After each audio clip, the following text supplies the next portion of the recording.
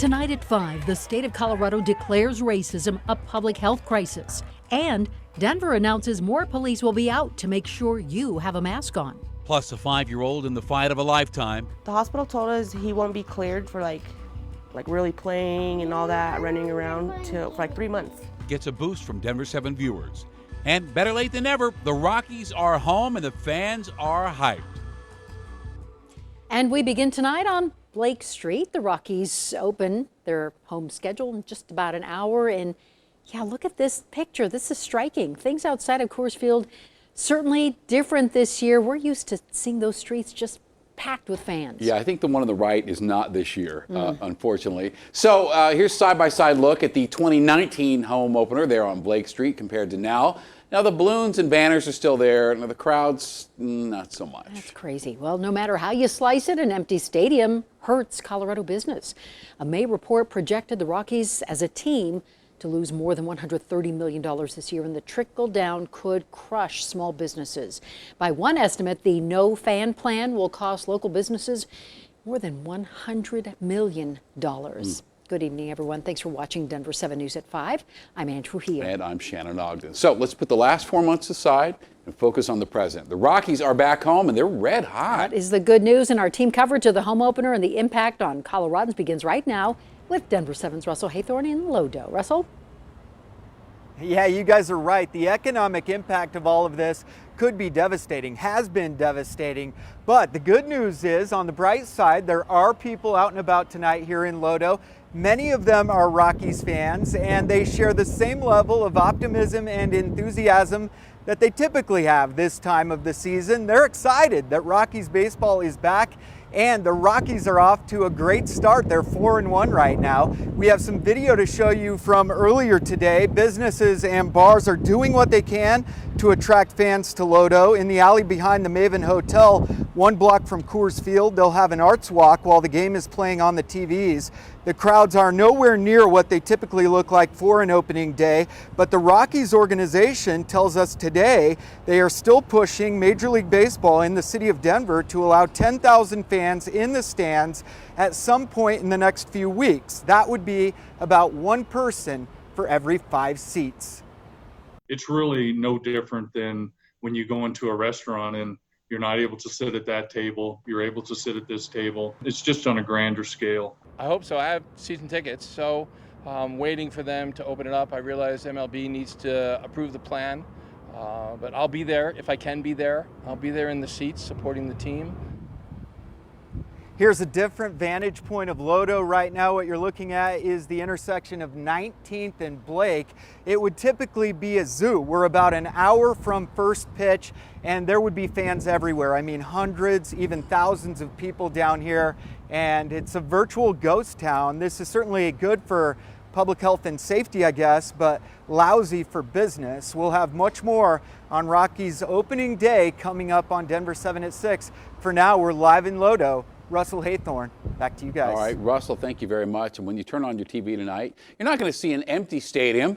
These cardboard cutouts will be in the seats. Rockies made about 100 of them, featuring some famous Rockies from the past. So if the fans are made of cardboard, who's making noise for the home team? Denver7's Nick Rothschild met the maestro himself and is outside Coors Field right now. Hey, Nick. Yeah, and you know, fans are welcome to come mill about outside of Coors Field where I am behind home plate, but they're not getting past those gates back there, so baseball is going to look a little different tonight here at 20th and Blake. However, it is one man's job to make sure it still sounds like opening day.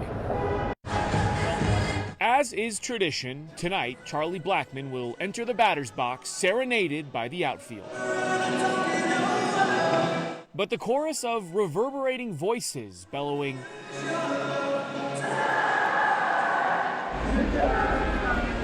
tonight will be noticeably quieter. I mean, you're so used to, you know, a ballpark sounding a certain way, and it just doesn't.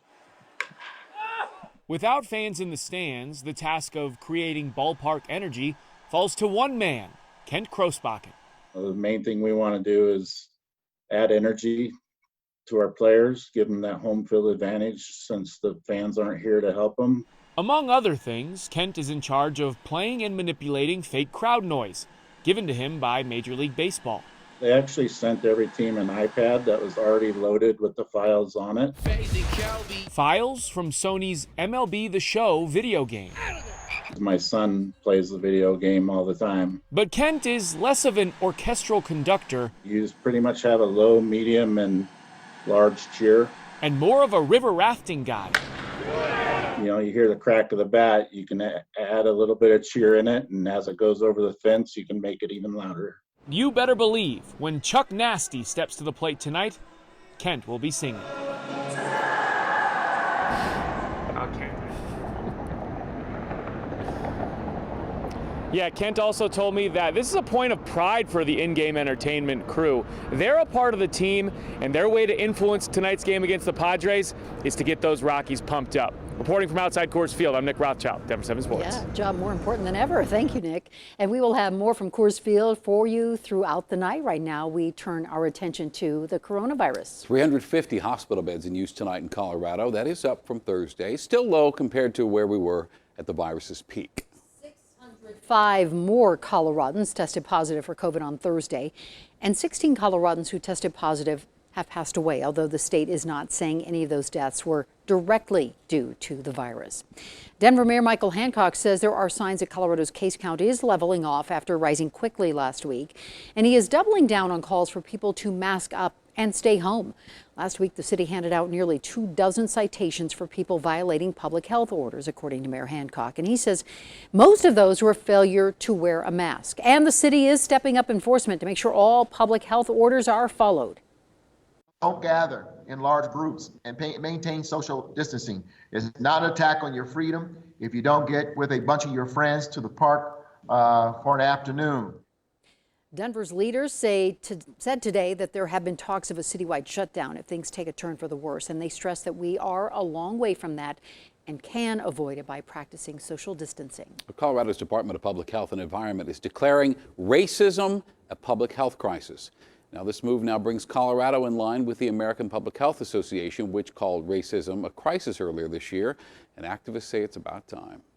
What I say this is it's catch up. It's catching up to what we've known for so long and recognizing it as a public health crisis. To improve diversity within the department, which is 78% white, and they're going to start by hiring an equity and inclusion officer. Several stories breaking on this Friday afternoon. First, an appeals court vacates the death sentence for one of the Boston Marathon bombers, saying a lower court judge failed to properly screen jurors for prejudice. Zokhar Tsarnaev, who is currently housed in the Supermax prison in Fremont County, Colorado, will remain in prison for the rest of his life since the vast majority of his convictions still stand. And a Florida teenager is one of 3 people charged for that huge Twitter hack from 2 weeks ago. You remember the hackers forced many high-profile accounts to post about a Bitcoin scam? Well, that 17-year-old now faces 30 felonies and will be tried as an adult.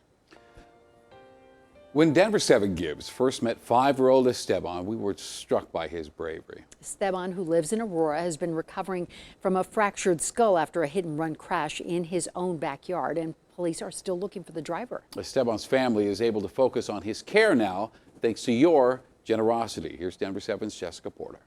Because you're a good person. They want to help you. Selena Mestis says her son Esteban just wants to play like a normal kid again. 2 weeks after a hit-and-run crash fractured his skull. He's trying to walk on his own. We shadow him. Esteban should be starting kindergarten, but his mother isn't sure if he'll be healthy enough. The hospital told us he won't be cleared for like really playing and all that, running around for 3 months. Aurora police are still looking for the driver of this silver sedan, which caused the crash that injured Esteban. His family wants justice. If it was me, I would turn myself in. I couldn't live with myself knowing that I hurt an innocent child. They're the purest thing in the world. Selena had to take several days of unpaid leave off of work to be with her son in the hospital. Our viewers raised over $4,000 to help Esteban and his family. On behalf of Denver7 Gives and our viewers, we wanted to give you this check. It's for 2 months' rent. She reached out to many organizations for rent help, but says they were out of funds or were only helping for circumstances related to COVID. Thank you guys so much. Thank everybody that has helped out with this. We're more than grateful. A lot of stress relieved. Esteban will need speech and physical therapy to help him fully recover. He is still afraid to go in the backyard where the crash happened. Jessica Porter, Denver 7. Poor little guy. And if you have information on the driver of that silver sedan, that police are urging you to reach out to Metro Denver Crime Stoppers at 720-913-STOP. And we are planning to work with Esteban's family for the long haul, through rehab, through missed work and doctor's appointments.